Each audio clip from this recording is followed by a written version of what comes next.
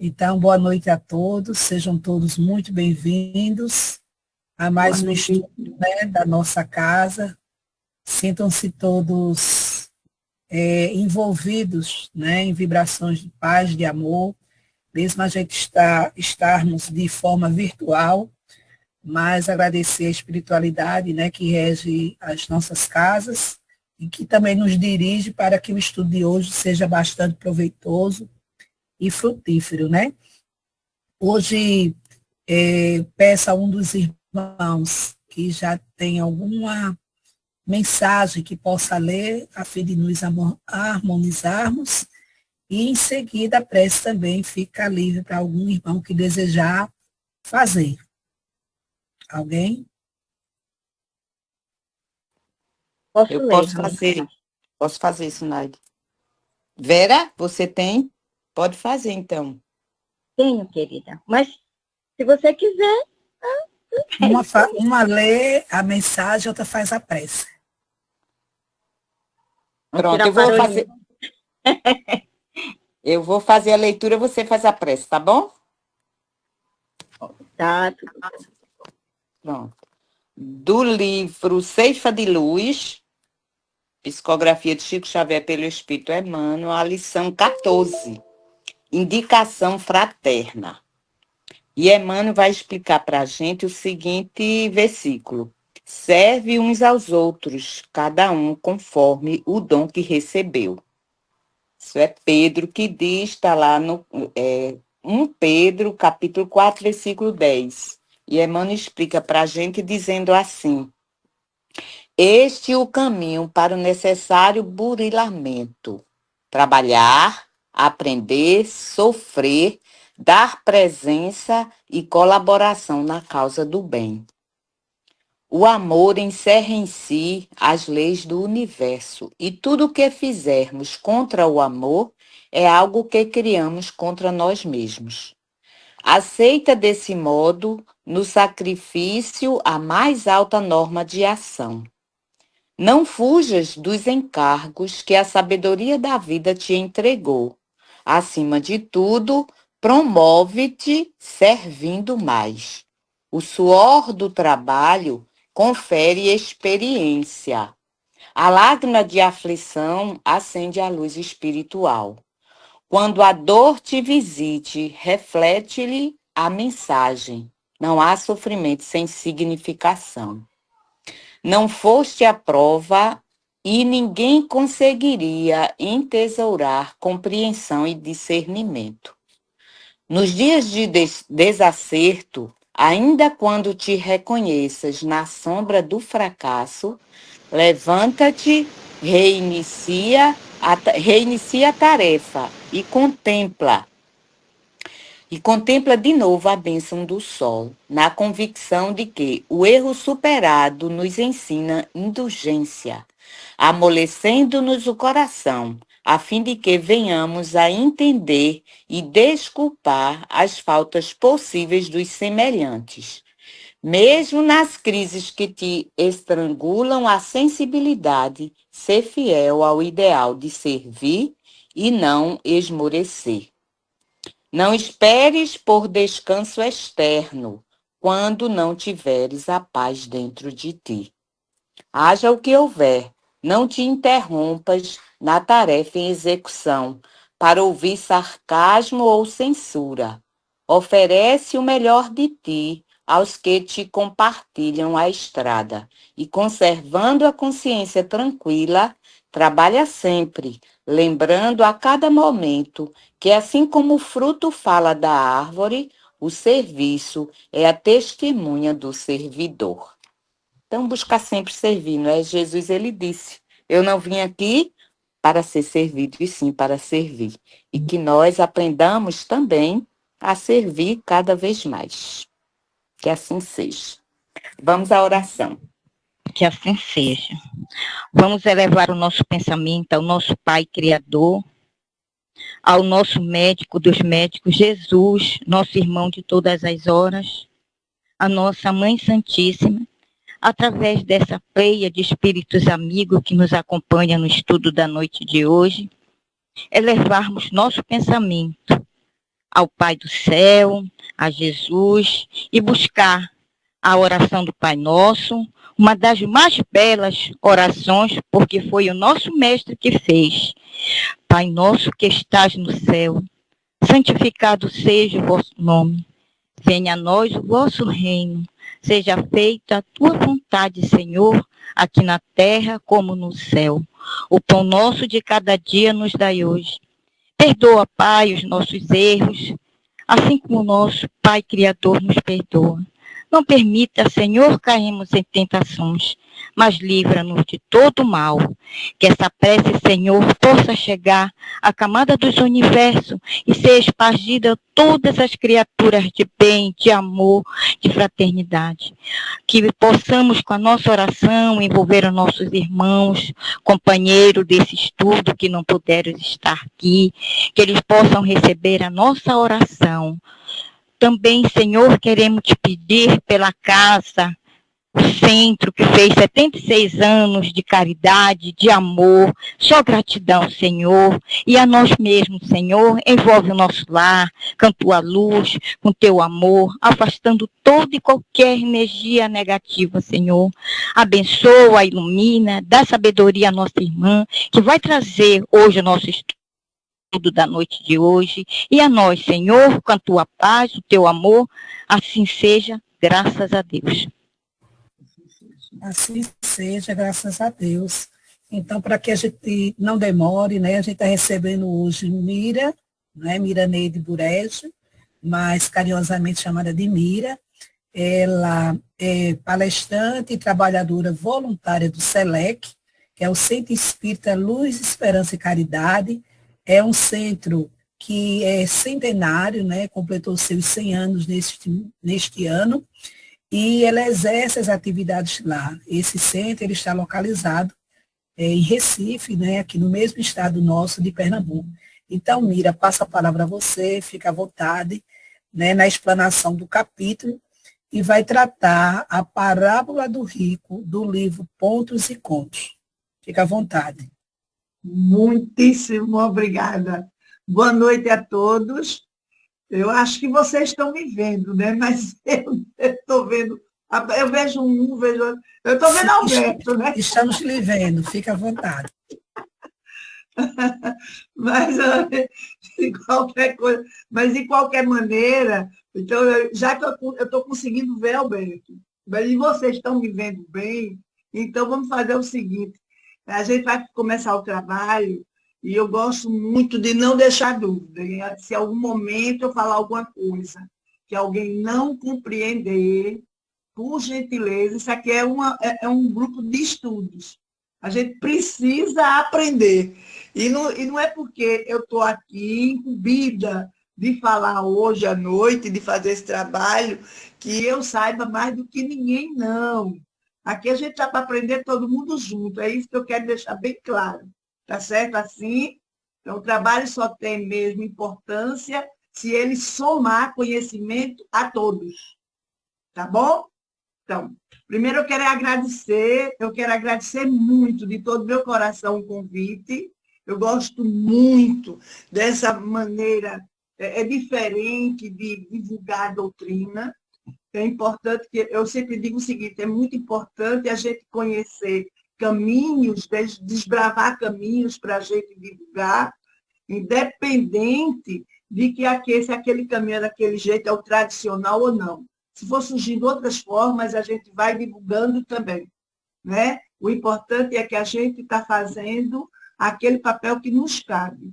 E quem trabalha exatamente com a divulgação do Evangelho sabe o quanto é responsável, sabe o quanto é maravilhoso fazer o trabalho, mas o quanto a gente se responsabiliza e se entrega, né? Então, eu parabenizo todos, e eu sempre digo o seguinte, uma live, para mim, ela tem muito valor. Eu tenho algumas pessoas que eu conheço que elas dizem, será que a live faz isso? Eu nunca me incomodei, nunca. Me incomodei com quantidade. Eu gosto muito de qualidade. Porque pode ter 300 pessoas numa assembleia, numa reunião pública, se não tiver uma qualidade de informação, não é? Se a gente não conseguir repassar o que a gente aprendeu, então a gente não fez nenhum trabalho, não. A gente foi lá, participou, mas não somou absolutamente nada. E nas lives a gente fica mais confortável, porque as pessoas elas têm muito mais preocupação de aprender, elas se dispõem até a perguntar, talvez exatamente porque a gente está através de um equipamento, né, que permite que a gente, em tempo real, a gente faça o trabalho. Então, de todo jeito, é extremamente bem-vindo e eu quero aproveitar esse tempo que a gente tem. Bom, eu recebi o convite e recebi o tema, que é do livro Pontos e Contos, como bem disse Sunaide, e é do Irmão X. Para quem não sabe, eu gosto de facilitar, começar pelo começo, o Irmão X é um pseudônimo, né, que o espírito Humberto de Campos ele usou para ser psicografado por Chico. Isso porque, quando Humberto de Campos começou a fazer essas psicografias com o Chico, Chico Xavier sofreu muitos problemas por conta disso. Por quê? Porque a família não acreditava, a família de Humberto de Campos, ela não acreditava que aquelas mensagens fossem exatamente de Humberto de Campos, né? E aí, para evitar o problema, ele usou exatamente esse pseudônimo de Irmão X. Até que, depois de muita luta judicial, até, porque a família acionou a justiça para provar que Chico Xavier não estava psicografando Humberto de Campos, e aí, enquanto essa guerra rolava, essa luta estava rolando, ele psicografava, Chico Xavier psicografava Humberto com o pseudônimo de Irmão X, né? E depois a própria família, vendo exatamente as mensagens, tomando conhecimento do conteúdo das mensagens, elas chegaram à conclusão, a família chegou à conclusão que realmente aquelas mensagens eram de Humberto de Campos, né? E aí o problema foi sanado. E nesse capítulo 28, a gente fala especificamente da parábola do rico. A primeira coisa que a gente tem que pensar é a parábola que Jesus usou. Parábolas são historietas, né? São situações que a gente cria para a gente narrar um fato e daquele fato aqui a gente tirar o ensinamento. Jesus, especificamente, ele falava sempre por parábolas para permitir que as pessoas o compreendessem de acordo com a sua condição de entendimento, né? Eu posso falar uma coisa, alguém vai entender de um jeito, eu posso falar a mesma coisa para outra pessoa e a outra pessoa entender de outro jeito. Até hoje as coisas funcionam exatamente desse jeito. Para se ter uma ideia, se eu estiver num local e eu tiver uma plateia de 50 pessoas, e eu chegar no ouvido de alguém, eu disser um segredo, e pedir para repassar essa mensagem, o que eu disse no ouvido do número 1. E essa pessoa, em tempo real, essa pessoa for passando para 1, 2, 3, quando chegar no número 50, e eu perguntar o que foi que eu disse, a informação já vai sair distorcida, né?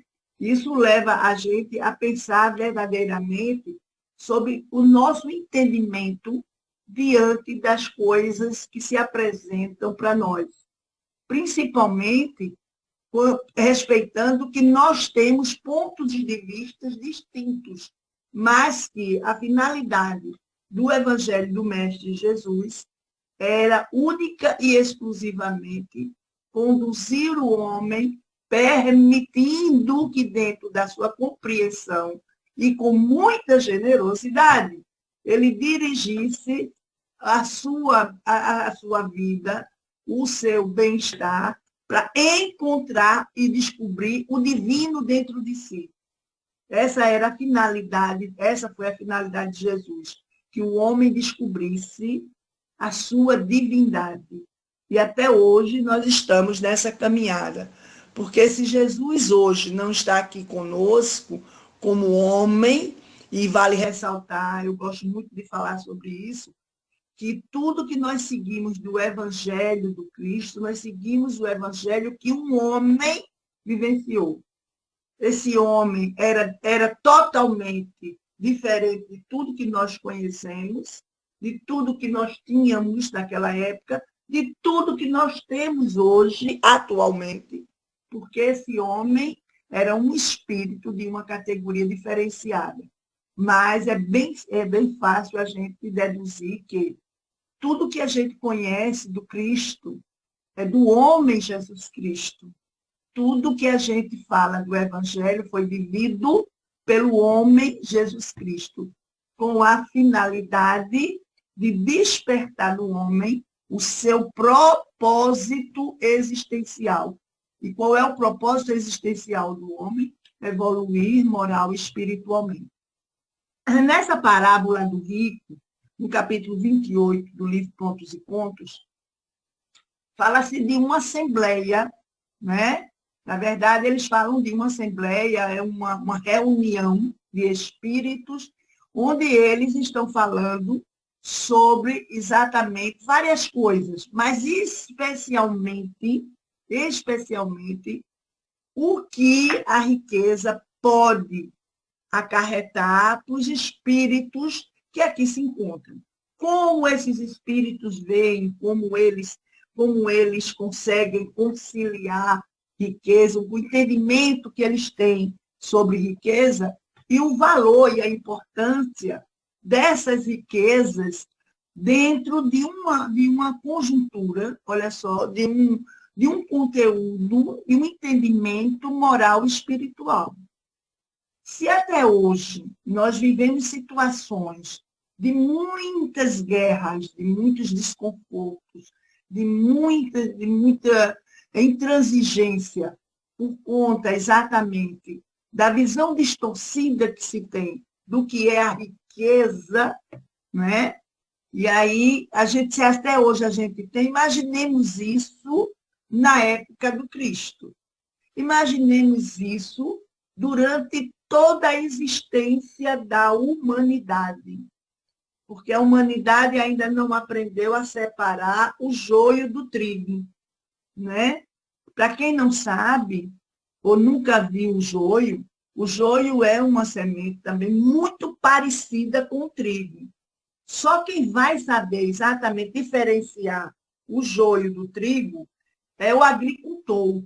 Por que o agricultor? Porque o agricultor ele lida com aquilo diariamente. Se a gente que não lida com aquilo, a gente encontrar o joio e o trigo, provavelmente a gente vai confundir. Por isso que isso é bíblico. Eu gosto de dizer que no Evangelho de Jesus não existe absolutamente nada que não tenha uma finalidade específica de despertar o homem com relação à sua espiritualidade, né? E de forma muito simples, porque Jesus foi um homem simples. Então, nessa palavra, o texto fala da reunião da Assembleia, e os espíritos que estão naquela Assembleia, eles discutem, né, os ensinamentos simples das parábolas do Cristo. E fique bem dito isso, especificamente nesse capítulo 28, o que os espíritos fazem ali é exatamente, eles fazem uma conversação, né? Alguns concordando, outros discordando, e o Richard, que era o responsável por essa reunião, era o espírito encarregado de esclarecer a todos aqueles que ali estavam, ele deu vários nomes de pessoas que atuaram aqui, que foram conhecidos como homens muito poderosos, materialmente falando, financeiramente falando, mas que eles tiveram uma existência muito mais dedicada à humanidade, mesmo com todo o dinheiro, porque eles sabiam utilizar adequadamente. Ainda hoje, a gente vê muito isso, que as pessoas não aprenderam a administrar a coisa chamada dinheiro, né? Porque acha-se muito que quando a gente tiver dinheiro, a gente vai ter felicidade, o que é um engano, a gente vai ter saúde. Não, eu gosto muito de simplificar as coisas. Eu gosto de dizer que o dinheiro, ele compra muita coisa, ele ajuda muito, lógico que ajuda. Ele compra, por exemplo, ele paga um plano de saúde muito caro e com muita boa acomodação, com máquinas para exames específicos de máxima geração. Ele dá muita coisa. Vou dar um remédio caro, ele paga um remédio caro, mas isso não garante saúde, né? O dinheiro, ele não compra saúde. Ele paga um enterro muito bonito, mas não evita a morte. Ele dá muito conforto em termos de você poder realizar alguma coisa. Mas, se fosse só isso, nós não teríamos exatamente uma humanidade tão adoecida emocionalmente se tudo girasse em torno de dinheiro. Porque quando a gente fala da humanidade doente emocionalmente, nós falamos também de pessoas que têm muito dinheiro e que são extremamente felizes. E foi isso que ficou debatendo durante essa reunião, essa assembleia. Porque eles abordavam e analisavam o apego aos bens materiais, né? E é verdade, até hoje a gente sabe que isso sempre foi dessa forma. Por exemplo, o próprio irmão X, que psicografou, que falou para Chico, que usou a mediunidade de Chico Xavier para falar para a humanidade e deixou grandes mensagens.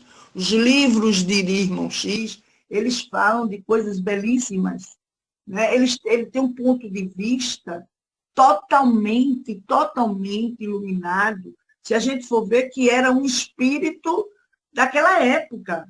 Se a gente for trazer para cá hoje, a gente vai dizer, ele tinha um caminho, nós já trilhamos um caminho bem maior que ele.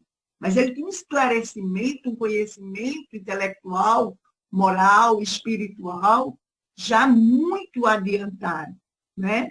E aí, o irmão X, ele tinha em suas obras a preocupação de falar muito sobre exatamente a valorização que a gente dava, ou que as pessoas davam naquela época, e a ilusão que se tinha de que a riqueza ela poderia nos proporcionar exatamente tudo o que a gente quisesse. Especificamente nessa mensagem, ele fala de uma família, que é a família da Ford, os fabricantes da Ford do Brasil, né? Que há muitos anos, há muito tempo, eles são pessoas que fabricaram os carros mais vendidos do mundo e tiveram até um dia desses, ouvia-se falar muito no pessoal da Ford. E eu lembro que outro dia eu tinha um tema sobre suicídio para falar, e eu, quando estava me preparando, eu estudei um problema do filho de um dos fundadores da Ford do Brasil. E ele era um filho único, estava com 37 anos de idade, e ele se suicidou. E, ao se suicidar, ele deixou uma carta aos pais. E nessa carta, ele dizia o seguinte, que ele nasceu num berço de ouro, nunca teve nenhuma dificuldade em termos de material, mas que ele sentia falta de um sentimento muito verdadeiro e nobre, que é o amor. Porque, exatamente devido àquela quantidade de dinheiro que ele tinha, ele nunca conseguiu se sentir amado por ninguém.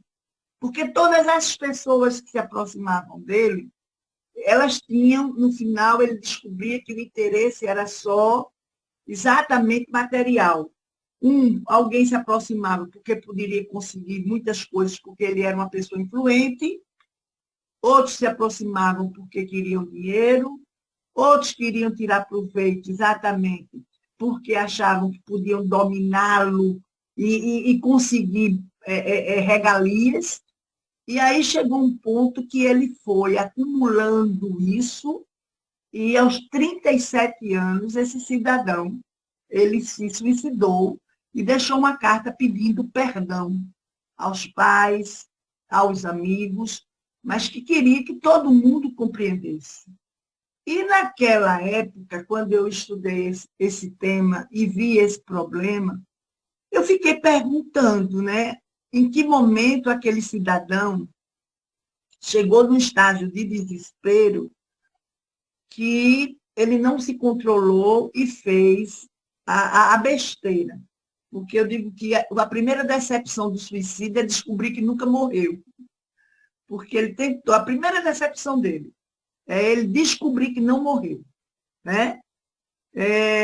Tranquilidade ele não vai poder sentir nunca, porque ele vai assistir todas as pessoas que estavam ao lado dele, né, sofrendo e questionando se ele amou, se ele pensou nos outros, porque seja lá qual for o motivo, né, de qualquer forma, as pessoas vão sempre pensar que o outro foi egoísta, porque não pensou na dor que iria causar à sua família, aos seus amores, aos seus amigos, as pessoas que conviviam com ele.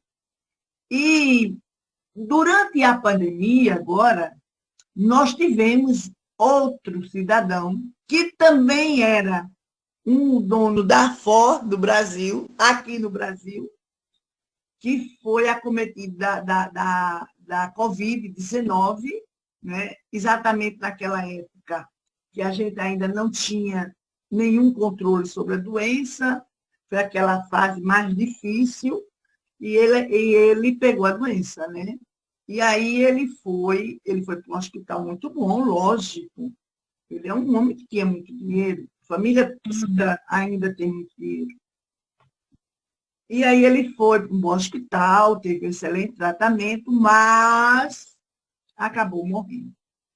E eu lembro que na internet, uma filha dele, ela fez um relato belíssimo, porque ela disse que com o dinheiro que o pai tinha, ele podia comprar tudo.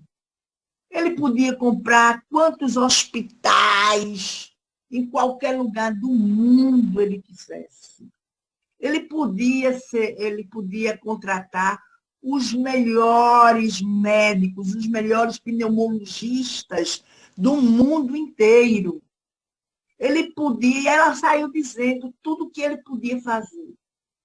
Porque o dinheiro que eles têm permitiria, com muita simplicidade, com muita facilidade, conseguir tudo isso. Aí ela diz uma frase, que quando ela disse aquilo, eu acho que despertou muita gente, mas eu chorei quando eu vi. Aí ela disse, eu só não sabia, e meu pai não sabia, que se um dia ele precisasse de ar, nosso dinheiro não poderia comprar. Porque ele morreu exatamente de Covid-19 e não tinha como respirar, não tinha aparelho, não tinha equipamento, ninguém sabia muita coisa sobre a doença, e ele terminou morrendo sem conseguir respirar. E ela disse que aquilo foi uma lição inesquecível para ela, foi uma dor muito grande, porque o dinheiro não servia para comprar o ar que o pai precisava. Então, a parábola do rico ela fala exatamente desses valores que muitas pessoas ainda desconhecem, né?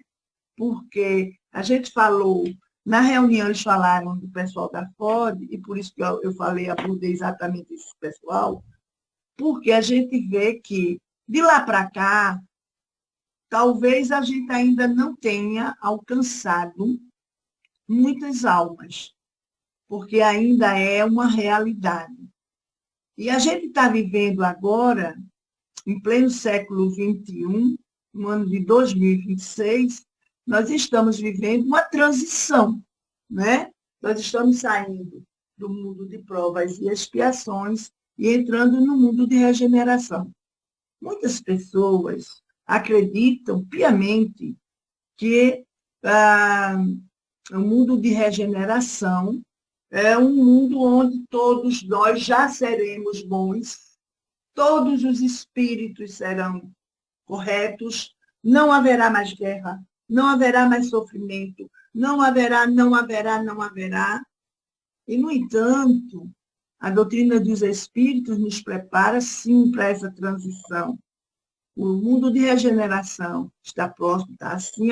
Eu acho até que nós já estamos, de alguma maneira, nós já estamos alinhados com ele, com o mundo de regeneração. Se a gente abrir os canais de compreensão, nós vamos ver que já tem muita coisa boa acontecendo, né? Mas o mundo de regeneração não é a mágica que nós podemos querer. Não existe um processo de mágica. Existe um trabalho, né? Existe um progresso que a gente vai ter que cavar, a gente vai ter que conseguir. Somos nós que vamos fazer as mudanças necessárias para a gente atingir aquilo que a gente realmente quer, que é a perfeição, que é a maior riqueza do homem, né? A maior riqueza do homem é quando ele consegue transcender, mesmo na materialidade, ele já vai mais além, ele compreende mais da sua existência, não é só da sua vida. A vida é isso aqui, agora e termina. Em algum momento, nossas vidas elas vão acabar. Esse é o processo natural da vida. Mas a vida não é a existência, porque o processo natural da existência é a gente aproveitar a vida para ter essas informações e fazer as transformações em nós. A psicologia fala de que nós precisamos nos compreender, nos conhecer bem, para a gente exigir primeiro de nós, trabalhar dentro de nós. E depois a gente ser um exemplo para o outro.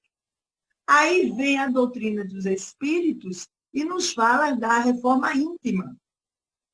Ainda ontem, numa palestra, eu estava falando, nós somos 7 bilhões, né, de espíritos encarnados no mundo inteiro. Vamos imaginar que esses 7 milhões de espíritos já fossem espíritos mais adiantados, né, mais evoluídos.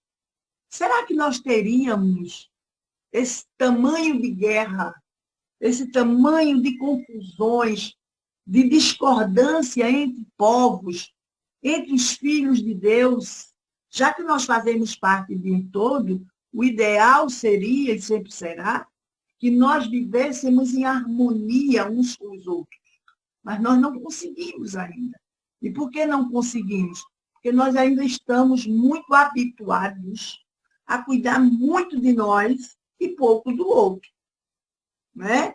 A gente não sabe, a gente não se conscientizou que a gente é nada mais, nada menos da parte de um todo.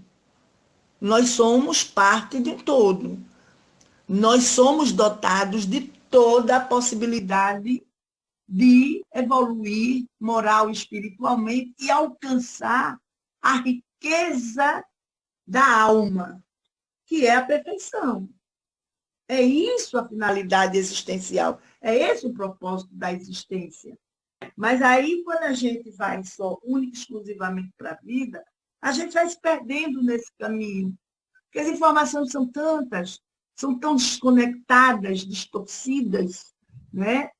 equivocadas, vamos chamar assim, e aí a gente se perde, porque quando a gente está achando que o mundo de provas e expiações está acabando, porque a gente vai entrar no mundo perfeito da regeneração, eu gosto de dizer, olha, para simplificar a coisa, é como se nós estivéssemos no mundo de provas e expiações, seja a UTI, nós estamos numa UTI, e daqui da UTI nós estamos saindo, nós melhoramos um pouquinho, estamos saindo, olha só, estamos saindo da UTI e a gente está indo agora para o CTI. Tem uma melhora? Tem. É um avanço, é sim. Mas já é exatamente a perfeição. Lógico que não, está muito distante ainda. Muito distante. E com essas abordagens que a gente viu aqui no capítulo 28, exatamente por conta de dinheiro e de riqueza, a gente vê como a gente perde o foco da nossa finalidade, do nosso propósito existencial. Né? Se a gente for raciocinar, nós mesmo na materialidade, nós somos eternos na materialidade da vida. Porque nós somos a continuidade de outras existências. Existiram meus avós, meus bisavós, tataravós, que são espíritos que vieram antes de mim, né? E eu descendo dessa linhagem. Se eu perguntar a alguém, eu tenho certeza que ninguém vai poder me responder isso. Embora a gente procure fazer toda a nossa árvore genealógica, e a gente vai chegar num determinado ponto e ali a gente vai parar. Porque a gente não sabe em que momento aqueles espíritos que nos antecederam, que são a nossa família consanguínea, mas existe uma finalidade para ser exatamente aquela família. Né? Então, quem foi que começou? Quem foi o primeiro homem, a primeira mulher da minha família? A gente não sabe. Eu sei que eu sou uma mãe de família hoje, que eu conheci meu avô, minha avó, cresci ouvindo que eu parecia ser, minha mãe sempre me dizia que eu era a cara da mãe dela, da avó dela, minha avó dizia que eu era a mãe dela toda, né? E eu cresci ouvindo isso, mas eu não conheci minha bisavó, eu não conheci. E isso não quer dizer que eu não seja a continuidade da vida daquela criatura. Né? E na materialidade, no físico, no comportamento, no temperamento, nós nos parecemos, embora eu não tenha conhecido ela, nem ela me conheceu. Né? Materialmente falando, a gente não se conheceu. Ok? Isso quer dizer, hoje eu sou a mãe de família, eu tenho meus filhos têm meus netos terão os meus bisnetos, meus bisnetos, meus tataranetos, e eu continuarei através dessa nova gama de espíritos que serão a minha continuidade. Né?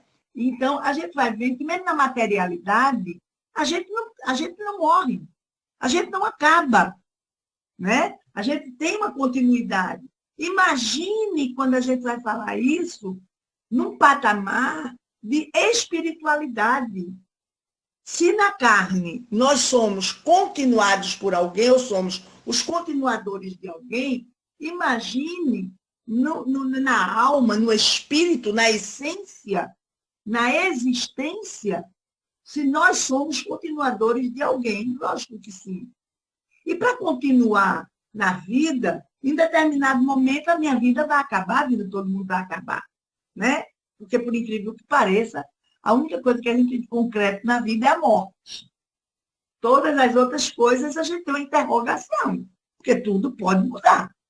Mas a morte, a gente sabe que um dia a gente vai acabar. Agora, na existência, olha, de nossas almas, tudo tem uma finalidade. Tudo. Qualquer coisa que nós fizermos e que nós entendermos e que nós colocarmos em prática, nós podemos responder por isso e vamos responder aqui ou noutra existência. Isso é fato. Né? Daí as diferenças que existem entre os homens, entre os filhos de Deus. Muitas vezes a gente percebe muito fortemente nas nossas famílias, dos nossos irmãos.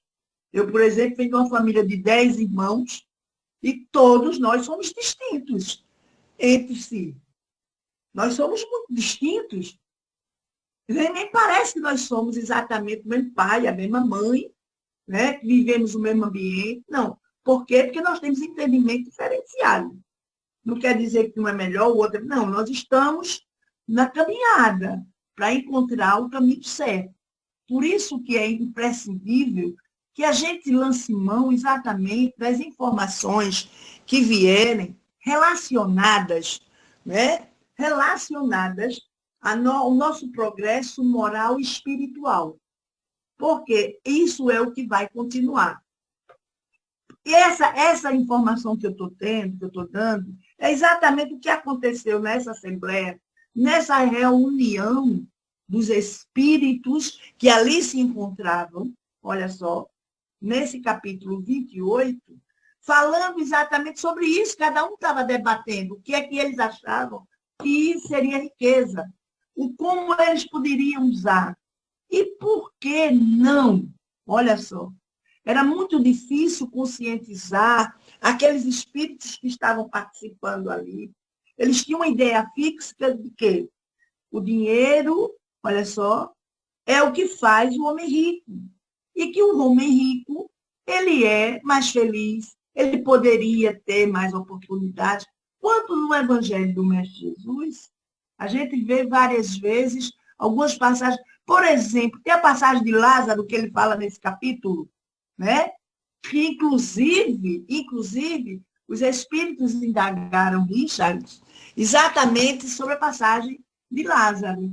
Por que que Lázaro, que vivia comendo restos da mesa do rico, Lázaro estava numa situação, depois de Lázaro morrer, Lázaro estava exatamente numa situação de muito mais elevação que o rico, até o ponto de que o rico inteligentemente percebeu, né? Está lá na lição, no capítulo 28, que o rico percebeu, e quando ele percebeu, ele queria uma explicação.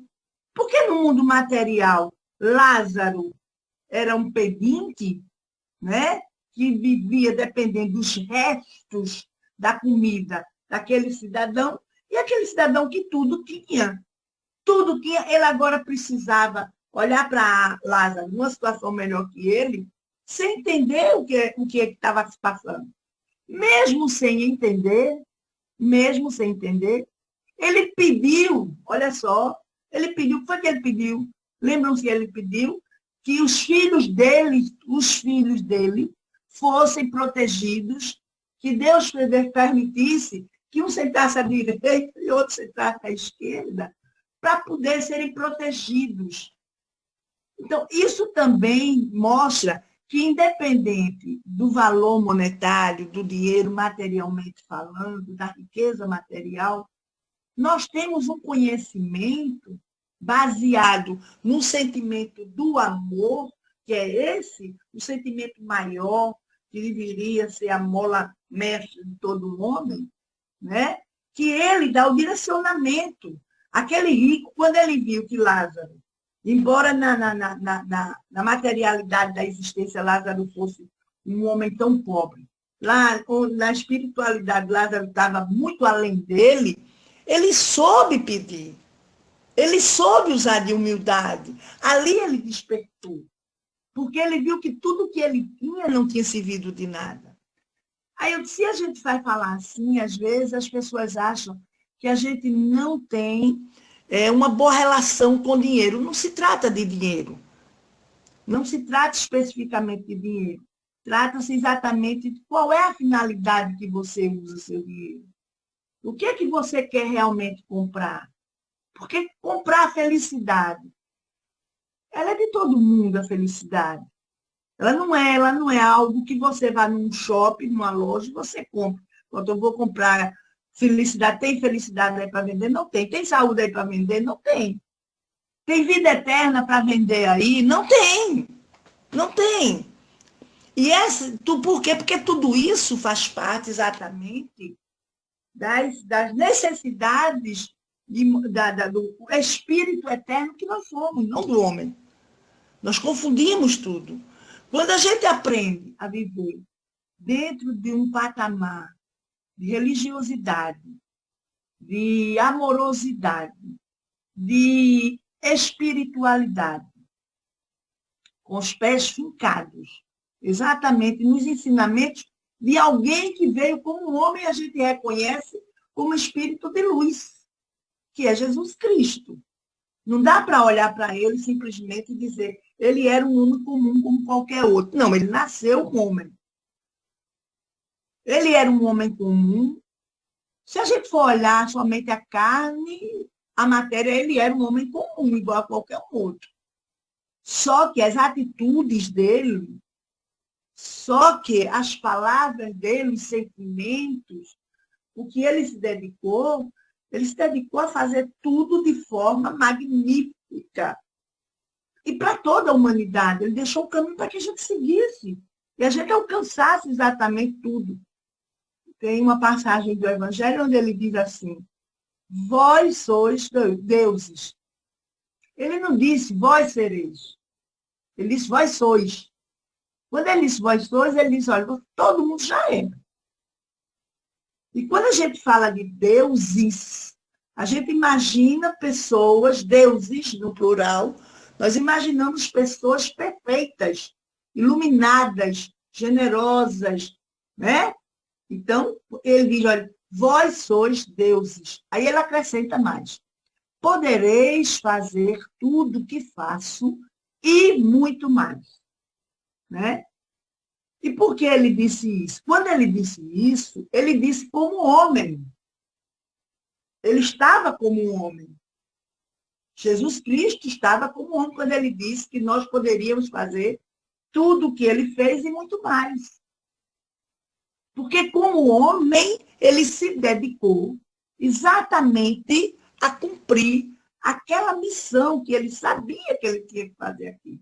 Ele aceitou vir. Se a gente for olhar todo o histórico de Jesus, Jesus foi escolhido de Deus. A gente diz tanto isso e na Bíblia está assim. Se ele foi o escolhido, é porque Deus tinha duas alternativas ou mais. Eu tenho um óculos e tenho um controle remoto aqui na mão. Se eu quiser um controle remoto, eu só posso escolher esse aqui, porque eu só tenho um. O outro é um óculos. Se eu quiser um óculos, eu posso escolher esse, porque eu não tenho outro aqui. Ok? Quando a gente diz que Deus escolheu Jesus, Jesus é o escolhido, é porque Deus tinha outras alternativas. Mas Jesus era o preparado. Imaginar que Jesus era um espírito da mais pura categoria, que tinha chegado no ápice da evolução moral e espiritual, ele já estava ali. Não precisava mais reencarnar. Ele teve que se ajustar muito. Não dá para imaginar uma pessoa com o poder, com a força da espiritualidade do Cristo, se ajustando para caber aqui no mundo onde tinha ainda, porque se ainda hoje tem, imagina naquela época, tantos espíritos ainda muito primitivos, equivocados, né? Desconhecedores das verdades e da existência da espiritualidade. E Jesus fez esse caminho, voltando para caber aqui, porque ele tinha uma missão. E ele pagou um preço muito alto por isso. Né? E se a gente for analisar, e a gente está falando da parábola do rico, a gente está falando de riquezas. O homem mais rico que a humanidade conhece é Jesus Cristo. Talvez exatamente por isso, muitas doutrinas falam que Jesus é Deus, Deus é Jesus, e a gente sabe que não, que são distintos, né? Tanto porque Jesus falou várias vezes de Deus na segunda pessoa.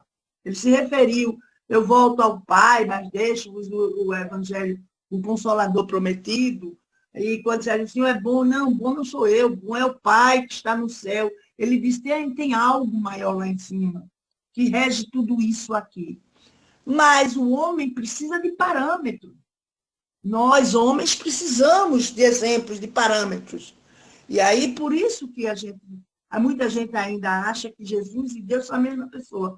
Porque a pessoa, o homem que a gente tem mais perto daquele ser que significa para nós o poderoso, o Criador, a fonte criadora de tudo, que é Deus, que a gente deu esse substantivo a ele, que é Deus, né? Eu acho que o único homem que a humanidade ainda conhece, que personificou, olha só, ele personificou Deus, é Jesus Cristo, né? Então, e Jesus Cristo, quando a gente vai olhar a história de Jesus, ele não tinha nada de material.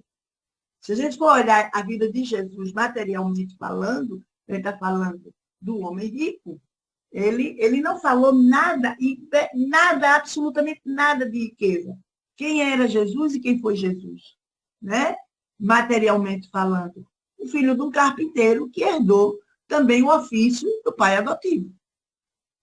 Então, a gente vai chegar à conclusão de que tudo no Evangelho foi traçado exatamente com a finalidade de conduzir o homem a outro tipo de riqueza.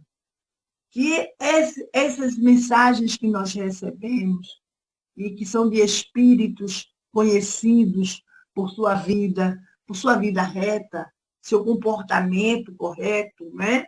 A gente começa a ver, esses espíritos, eles têm um cabedal de conhecimento e dividem conosco esse cabedal. É importantíssimo saber disso. Quando a gente vai falar de riqueza, vamos no espiritismo, nos dias mais atuais, vamos falar de Chico Xavier. Chico Xavier era riquíssimo de conhecimento, de condições, de tudo que tinha direito. Mas na materialidade, ele fez questão de continuar, né? Sendo sempre simples e um homem humilde.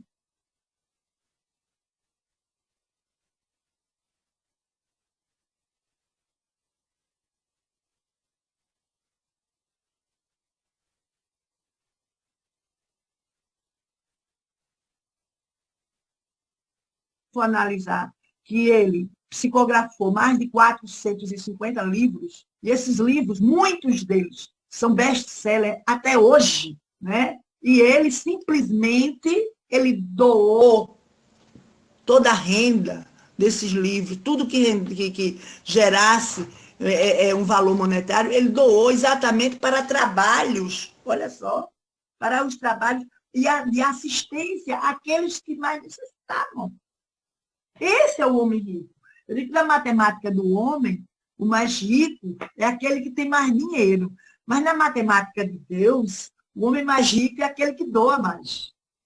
Que se doa, que se entrega, que trabalha, que produz, que olha para trás e descobre.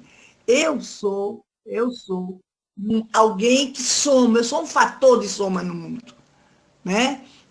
Eu lembro de uma questão, assistindo uma aula de filosofia, eu vi uma história que eu achei interessantíssima. A professora ela disse que, quando a gente pergunta a alguém, quem é você?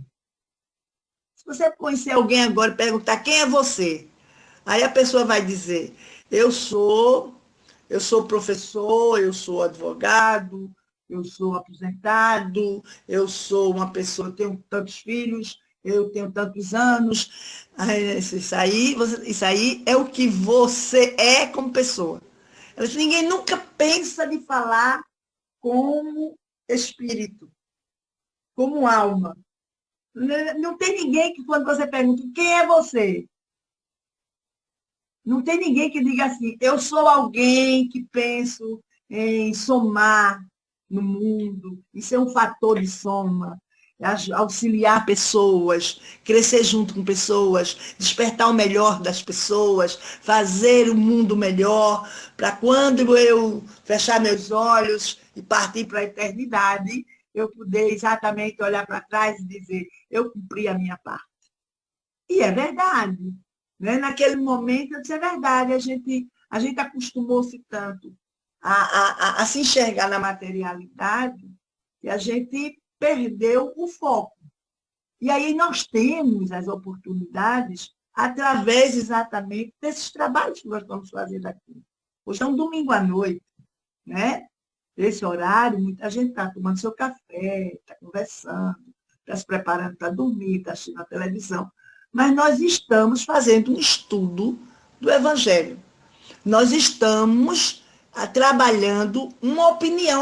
Isso que eu estou falando é dentro daquilo que está no capítulo 28 do livro Pontos e Contos, mas tem a minha opinião, tem o meu conhecimento. Se você perguntar a Alberto vai ter a opinião dele, porque Alberto é um estudioso, Alberto é um conhecedor, né? Então, se você perguntar a Vera também vai ter a opinião dela. Vera também é uma conhecedora, Vera é alguém que busca isso. Se eu perguntar a Suniette, ela também vai ter, Sunaide também vai ter a opinião dela. Que, na verdade, se a gente sentar e conversar, cada um tem a sua opinião. Mas a proposta, o propósito é exatamente alcançar uma condição melhor. É alcançar um caminho mais iluminado. E não é na materialidade da existência. Na materialidade da existência, nós somos regidos por leis que se aplicam aos homens e que têm que ser modificadas diariamente ou anualmente. Cada coisa que surge tem que se modificar as leis.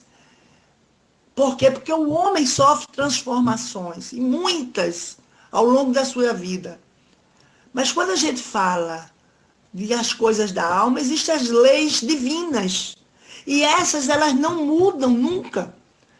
Porque a proposta da alma, a proposta dos espíritos, ao serem criados simples e ignorantes, até toda a sua caminhada, até chegar à perfeição, é exatamente iluminá-lo.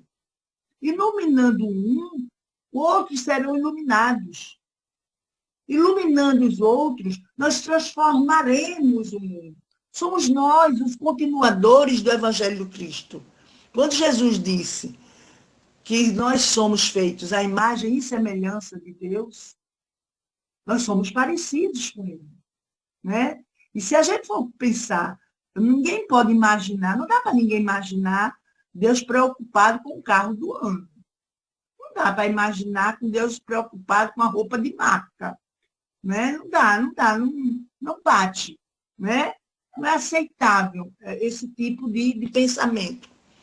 Então, se a gente não consegue ver exatamente assim, por que é que a gente não age exatamente colocando Deus acima de tudo? Se nós somos feitos à imagem e semelhança de Deus, nós temos de Deus a célula matriz dentro de nós.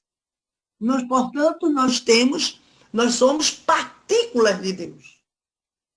Partículas de Deus que, com conhecimento de religiões, com a religiosidade, com a espiritualidade que nos prepara para a gente alcançar a perfeição, nós somos também os continuadores do Evangelho do Mestre Jesus. Se o Mestre não está, ele deixou o seu legado e nós vamos dar a continuidade. Até que ponto eu vou chegar? Eu vou me dispor a chegar a um lugar que eu ainda não conheço, mas que eu sei que ele me aguarda. Esse lugar me aguarda. Por que esse lugar me aguarda? Porque esse lugar está destinado a todos os filhos de Deus, indistintamente, né? Por isso que nós precisamos conhecer o caminho correto. Nós precisamos conhecer o caminho que vai nos levar exatamente àquilo a que a gente se dispõe. Tem uma música que ela diz assim, um dia todos nós seremos anjos. É verdade. E a ideia que a gente tem de anjos são seres iluminados, seres bons, né? Seres que ajudam, que brilham. Imaginou que nós seremos isso? E se a gente ser isso, a primeira coisa que a gente precisa fazer é conhecer verdadeiramente os valores, né? O caminho e a proposta do Cristo ao se fazer homem para iluminar a nossa caminhada e permitir que a gente chegue exatamente aonde a gente se destina. Que nós possamos compreender o Cristo e compreender seu Evangelho na sua totalidade de evolução, caminho para evoluir moral e espiritualmente. Que a gente possa ver na vida material a oportunidade de somar conhecimentos através de nossas atitudes uns com os outros, porque somos todos um só. Onde alguém sofrer, eu também sofrerei. Onde alguém tiver dificuldade, eu também terei. Eu gosto de dizer que o que a gente precisa primeiro compreender é que, fazendo parte de um todo, nós somos todos unidos com a mesma finalidade, independente de que estágio estejamos. Nós temos a mesma finalidade: crescer, evoluir, moral e espiritualmente. Sempre, sem cessar. Que nós possamos compreender a lição do Cristo, que nós possamos valorizar a vida que ele doou por nós, através de seu exemplo, pedindo que Deus esteja sempre conosco, mas especialmente que nós estejamos sempre com Deus. Muita paz e muito progresso moral e espiritual para todos nós. Gratidão pelo trabalho, gratidão pela paciência para me ouvir de todos vocês, viu? Nós que agradecemos, Miriam. Assim seja. Mas estão me vendo, ó, um coraçãozinho para vocês. Muito bom a reflexão. Não sei se algum irmão também gostaria ainda de trazer alguma pergunta, alguma contribuição. Podem ficar à vontade. Alberto está inscrito. Boa noite a todos. Boa Mira, noite. é uma alegria, uma felicidade vê-la e ouvi-la, minha amiga. Muito Jesus continue te abençoando. Que verdadeira, Alberto. Muito obrigada, Alberto. No finalzinho da sua fala, você me fez pensar sobre o olhar que nós temos sobre nós mesmos, né? Ainda nos olhamos somente como homens. E precisamos olharmos como espírito. Exatamente. Exatamente. Recentemente eu tive essa experiência ao conversar com a senhora, que ela perdeu o filho dela com 14 anos de idade. Poxa. E aí eu fiz uma pergunta a mim mesmo: para que ser mãe, né? Eu penso que nessa vida ela não veio para ser mãe, mas ela utilizou de um recurso espiritual para ser mãe. Mas esses 14 anos que ela conviveu com o filho, eu percebi que ela queria fazer do filho um ideal dela. Talvez ela projetou no filho algo que ela idealizou. Mas o filho ensinou ela muita coisa. E vem ensinando, mesmo ele não presente. Mas o que ele deixou para ela. E aí é aquela história: o Espírito entra na nossa vida, né? Nós estamos aqui para aprender o que um com o outro. Né? Então, às vezes a mãe ela projeta nos filhos o seu ideal, mas os filhos ensinam muito a gente. É eles que vão dar justamente a nós um complemento, uma completude. É verdade. Aí a pergunta é o seguinte: no texto tem uma passagem que diz assim: é preciso morrer para desencarnar. Quer dizer, morre o homem, o personagem, mas precisa desencarnar quem? Mostrando que tem um outro ser maior do que o homem, né? Você poderia orientar a gente sobre essa questão, porque como é que eu preciso morrer para desencarnar, né? Eu gosto de falar assim, que na vida, como a gente não entende muita coisa, a gente tem várias versões, mas uma coisa é certa: Tudo que a gente recebe da vida tem uma finalidade, realmente. Morrer. Realmente a gente não morre, né? Porque para a gente estar aqui encarnado, a gente precisa desencarnar no plano espiritual. A gente desencarna no plano espiritual e encarna aqui.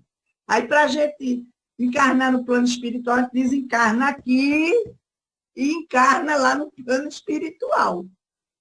Então, a gente chega à conclusão que nosso conhecimento ainda está tão apegado à matéria e aquilo que é visível, perceptível até, que a gente não vai mais além, né? Nesse caso especificamente que você falou da mãe, do menino, 14 anos, eu prestei atenção que você disse, ele mesmo depois que ele partiu, ela continua ainda tal, então ela ainda está aprendendo com ele. Tal.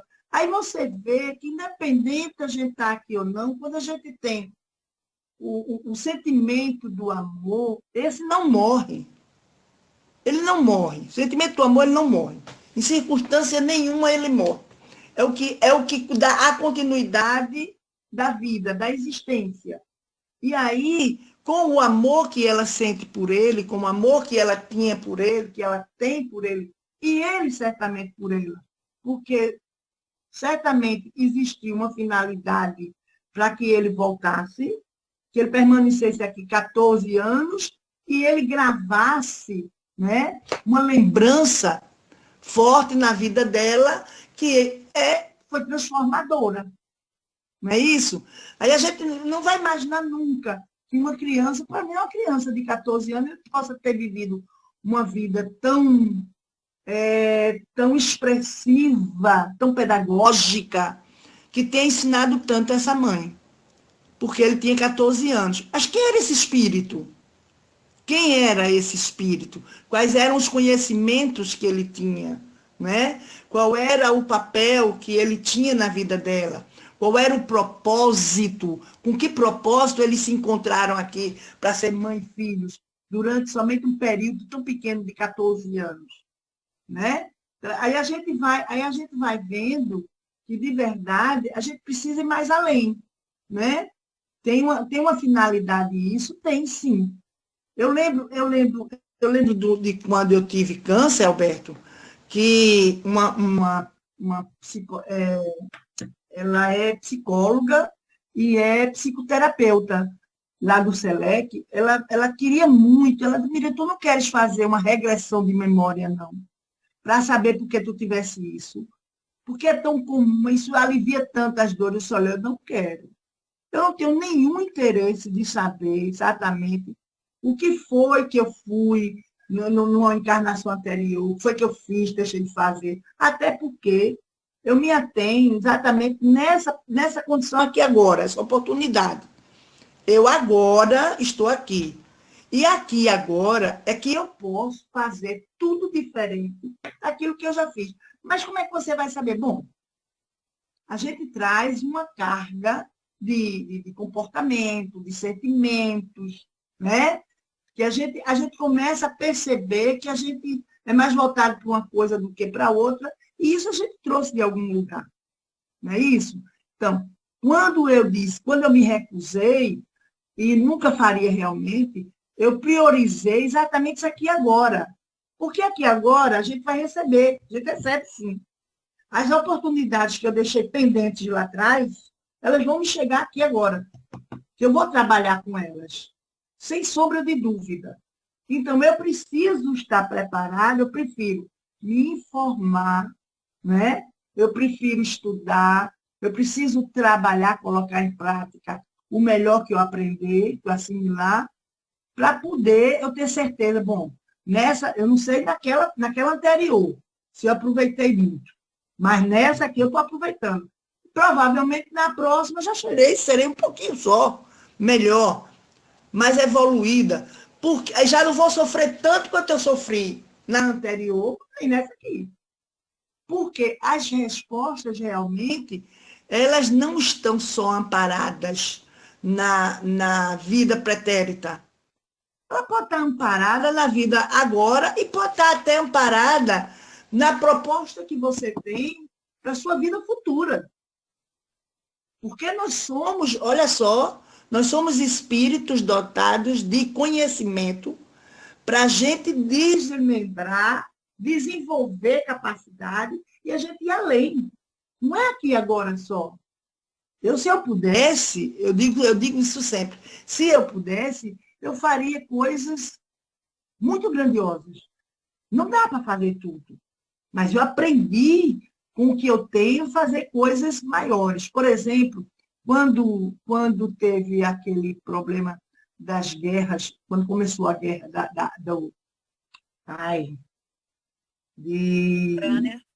da Ucrânia, obrigada, amor, da Ucrânia, cidade. Quando começou a guerra da Ucrânia, eu fiquei muito, muito, muito chateada. Meu Deus, para que tanta besteira? Por que tanta coisa? E numa palestra, eu falando com uma pessoa, eu dizendo, olha, essa guerra, a gente tem que rezar para essas pessoas que estão na guerra. E teve uma senhora que ela levantou, ela estava muito alterada. E é interessante como, às vezes, as pessoas acham que uma pessoa, porque tem um conhecimento, ela tem a solução de tudo. E quando elas estão meio alteradas, elas gostam de emparedar você. E eu gosto, até gosto de ser emparedada. E aí ela levantou e disse, irmã, eu quero saber uma coisa. A senhora disse que a senhora fica rezando pelo pessoal da guerra. A senhora acha que por causa da sua oração, olha só a pergunta, por causa da sua oração, a guerra vai acabar? Aí eu olhei para ela, entendi a pergunta, lógico, é muito clara. Eu disse, não, irmã, nem é minha pretensão, não. Isso aí é o meu desejo. Eu sou muito certa para dizer as coisas que eu sinto. Eu não tenho nenhuma dificuldade de falar o que estou sentindo. Tem pessoas que têm medo de falar, eu não tenho medo, não tenho dificuldade. E quando se trata de mim, eu falo de mim de forma muito simples. Então, o meu desejo mesmo é que nem começasse essa guerra. Esse é o meu desejo. Mas eu entendo que não me cabe exatamente o papel de evitar essa guerra. Agora, eu conheço o meu papel de filha de Deus, de fazer parte de um todo, de ser uma pessoa que tem um conhecimento espiritual, de ter abraçado uma doutrina que me esclarece quanto à minha responsabilidade com o todo, o meu papel na sociedade divina. Então, eu rezo por essas pessoas. Ela disse, sim, e porque a senhora reza, aí a senhora acha que a força da sua oração vai conseguir mudar isso? Eu disse, não, também não. Não é só a força da minha oração. Não é só a força da minha oração. O que eu tenho certeza é que vai auxiliar. Aí ela disse, a sua oração, disse, olha, não é só a minha. Igualmente a mim, tem outras pessoas que também estão fazendo a mesma coisa. Independente, eu não tenho ninguém na guerra, não tenho ninguém mesmo. Meu não, ninguém lá na guerra. Mas aquelas pessoas que estão lá, elas têm mãe, elas têm pai, elas têm esposas, eles têm filhos. Eles são pessoas, seres humanos igual a nós, filhos de Deus como nós. São parte exatamente do mesmo todo que nós pertencemos. E a minha oração se junta com a oração de alguém que está lá, aí se junta com a oração de outra pessoa, é um composto de orações com a mesma finalidade, com a mesma intenção, com o mesmo sentimento. É lógico que vai auxiliar. Vai auxiliar aqueles espíritos que estão encarregados de serenar aquela situação, de acalmar os ânimos ali. Aí ela olhou para mim e ela disse, é por isso que espírita vive tão bem, porque vive no mundo da lua. Né? Então, eu não tenho que discutir com alguém que acha que eu vivo no mundo da lua. O meu conhecimento é esse. O dela é que eu estou no mundo da lua. Só que eu ainda continuo fazendo oração do mesmo jeito, né? E acho engraçado. Você continua ainda no mundo da lua, né? Eu continuo no mundo da lua. Estou bem melhor, reconheço que estou bem melhor do que ela, que não está no mundo da lua, e está chegando numa palestra no meio de todo mundo e levanta e cria uma situação dessas, entendeu? Sem nenhum conhecimento. Isso é o que... E eu também não faço nenhuma questão, é como eu digo assim, olha, eu não faço questão de ter razão, até porque eu gosto muito de paz. Mas eu gosto muito de instigar as pessoas, façam a mesma coisa que eu faço. Eu estudo todos os dias. Eu Eu pratico todos os dias. Eu, toda noite, eu faço exatamente aquilo que Santo Agostinho disse. Eu começo a me perguntar. Eu pergunto a minha consciência, eu falo com Deus. Será que eu fiz tudo que eu podia? Não tenho a menor pretensão de salvar o mundo. Mas se me fosse dado o direito, pode ter certeza, eu salvaria. Mas, já que eu não posso, eu posso auxiliar com a minha oração, com o meu bom sentimento, com uma boa energia, né? Eu acho que isso é que falta ao mundo, esse entendimento. A gente precisa ser mais leve, mais suave e entender que viver é bom, a oportunidade é uma oportunidade, cada uma delas é uma oportunidade única, e a outra é única de novo, e a outra é única de novo, e a gente, quando a gente trabalha na certeza de que se hoje eu partisse para a espiritualidade, eu ia de cabeça erguida. Porque eu tenho certeza que se eu não evoluir tanto, espiritualmente, moralmente, seja lá em que aspecto for, eu tenho certeza que Deus reconhecerá o valor, a minha dedicação, o meu esforço em dar o meu melhor. É isso que me mantém de pé. Que bom, graças a Deus. E assim a gente vai chegando ao término do nosso estudo, né? Maravilhoso, as reflexões. E eu já estou com saudade, viu? Eu vou passar a palavra para o seu Mário, ver se ele consegue falar. Senão, concluirei aqui. Seu Mário. Terminou que eu não vi. Está fechado. Terminou que eu terminei essa palestra, essa live sem ouvir a voz de Mário. Eu mesmo estou me oferecendo para a próxima para Mário falar comigo. Seu Mário. Aí, tá bom o microfone. Tá ruim ainda? Aí, estamos ouvindo. Como vai, Mário? Eu vou... Tá ouvindo, Sunaide? Estamos. Tá me ouvindo? Estamos na escuta, pode falar. Foi muito bom, a gente... eu tenho mais a agradecer a todos, principalmente a vocês. Volto às vezes, viu? Muito obrigado. Na próxima eu quero ouvir, viu? Agora eu já sei um pouquinho da sua voz, agora eu já sei. Quando você falar, Mira, eu já sei, é Mário. Tá certo? Pronto, Mira, Mário. Ok. Então, só no resto, Sunaide, após os agradecimentos que já foi dado, convidar alguém para proferir a prece, né? Sunaide.